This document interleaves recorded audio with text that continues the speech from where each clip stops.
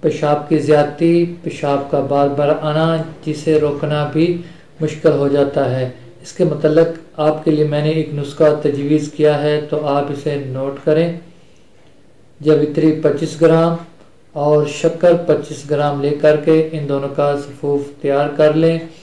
صفوف تیار کرنے کے بعد 1 گرام صبح، دوپہر، شام پانی کے ہمراہ آپ استعمال کریں گے۔ اس کے کچھ دن متواتر استعمال کرنے سے آپ اس کے نتائج حاصل کر سکیں گے۔ اگر آپ کو میری آج کی یہ ویڈیو پسند آئی تو ویڈیو کو لائک کیجئے، کامنٹ کیجئے، سبسکرائب کیجئے اور اپنے دوستوں میں شیئر کیجئے۔ اگلی ویڈیو تک کے لیے اللہ حافظ۔